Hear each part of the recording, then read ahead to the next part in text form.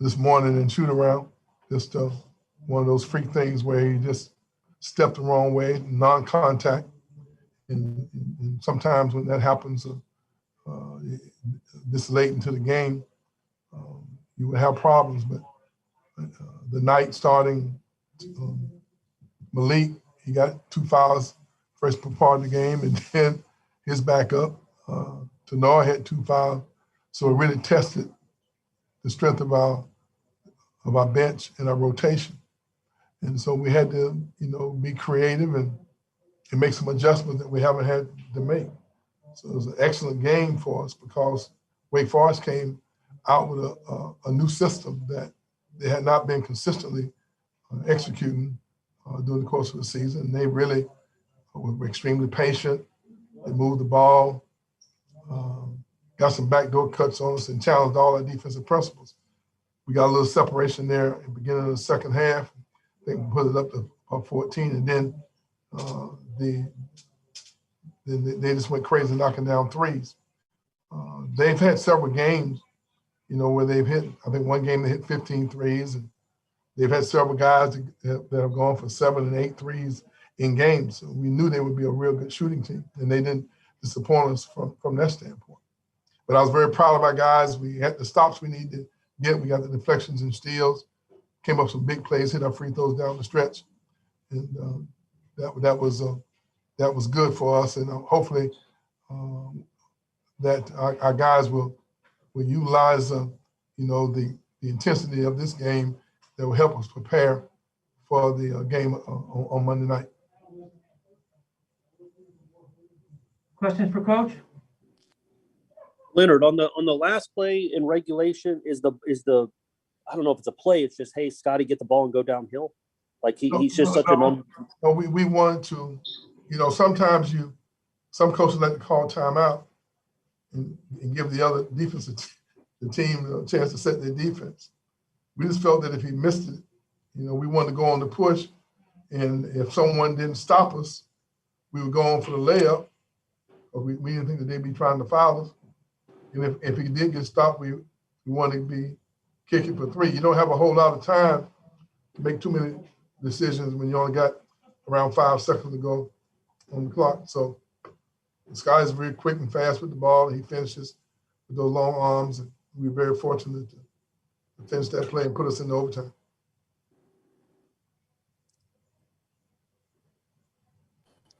I know you sing his praises regularly, but what does it say about Turk with the way he played tonight? Career high in points, career high in boards, and when the team needed buckets, he kind of put them on his shoulders. He was battling inside, got some tough rebounds, especially when you don't have Boston and you got your other 2 7-footers on the bench in foul trouble. He was our big guy. And so he stepped up tonight and gave us a major contribution with 12 rebounds and 24 points. His free throws, 10 for 10 from the free throw line. He and MJ are probably 2 of our more experienced players, and we needed their exceptional leadership tonight in order for us to win this afternoon, rather. Leonard, how much does it help when you do have a pause like this? You have Anthony Polite, Wilkes, Raekwon, MJ. They were on the court for big time minutes. Malik too. To have those veterans that can maybe, acclimate to a pause better than younger guys, and it seemed like you kind of rode them at the end of the first half and at the end of second half and overtime. Well, in a game of this nature, we had to go with our most experienced players. When you are down 3 players, one's injured, the other 2 in foul trouble, and you play against a team that really, this is typical to what Wake Forest has been doing all year. When you go back and look at the defeats that they've had, they always have been right in every game. And so we knew they would be tough. Obviously, I'm a little disappointed we weren't able to maintain our lead there in the second half, but hopefully we can grow and learn from the mistakes we made.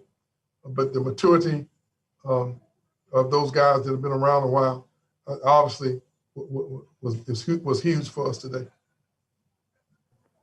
You've talked about crediting a lot of the overtime winning streak to Trent Forrest, but now it's lived, 2 games past him. What do you credit it? Because I think y'all tied an NCAA record today with 11 straight overtime wins now. Well, I think that we have an unbelievable coaching staff in terms of my assistant coaches. Coach Jones been with me close to 25 years. Coach Bradley been with me on 20, a weight training conditioning coach. CY recruited out of high school. Steve is very, very experienced. We spent a lot of time working on situations. So I think our guys have a level of confidence. They don't seem to panic when we get caught in those situations. And because we go over a lot of these situations starting from day one of practice. And, you know, we've been fortunate enough to maintain our poise, hit our free throws, and make good decisions down the stretch in these situations.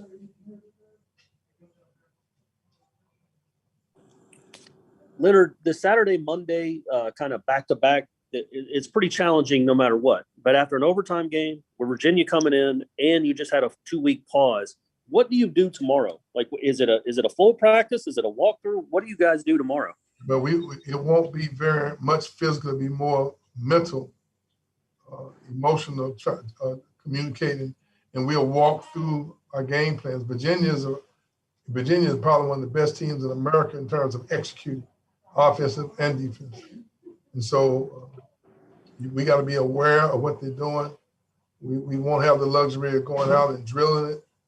So that we're going to have to, a lot of it's going to have to be mental, and us looking at it, walking through it, and trying to retain our game plan. They're exceptional offensively. They don't do that much, but what they do, they just do it over and over and over. And they say, we're going to do what we do. If you can stop us, you can win. If you make a mistake, we're going to score. Defensively, they're not changing. They're going to be consistent with what they do. And if you can, you got to execute against their type of style of defense. They're going to trap you when the ball goes to the post. They're going to play the little pack line. Not going to come out of their positioning very well. So you got to hit shots. You got to execute. And on the defensive end, you got to be on your horse all the time. How much does it help with that turnaround, with the defensive problems, obviously, they present kind of and how unique they are in a lot of ways? Just how many guys on the team know what to expect going in, have faced them before? Well,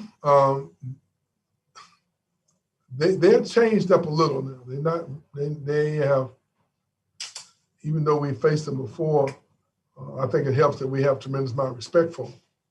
But they're doing some things differently. They're emphasizing things differently. And they're a lot more aggressive. They're averaging more points. The pace of it, they've increased their pace a lot. They're not quite, they don't pace, they don't hold the game. Their pace is quicker than it normally has been. They are a different kind of offensive team. I mean, they got weapons at all 5 spots, and they got quality of depth. And this is a little different than what they've had in the past. They're playing more people. So we're going to enjoy this victory a little bit.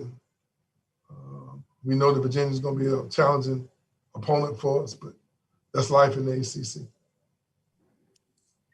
Leonard, how much does Anthony mean to this team? Just having him back and what he means on both ends? Well, there's no doubt that his experience, he's probably our best on-the-ball defender. And now he's extremely confident in his jump shooting ability. He makes good decisions. He's a strong physical presence on the court, great teammate, great in the huddle, knowledgeable about our system. He's always speaking to the more experienced players. And he's always on point with our game plan. He has a high basketball IQ. He's a pure Seminole through his heart. And, I've enjoyed coaching, and we're a lot better when he's healthy. Obviously, the quick turnaround doesn't help. You talked about Balsa. I guess, do you have an idea now of if he'll be available Monday, or is that something that may come down to the wire? Well, I have no way of knowing. He turned it this morning, and he couldn't play today, and he's going to have to get treatment, and we have to see where he is on Monday.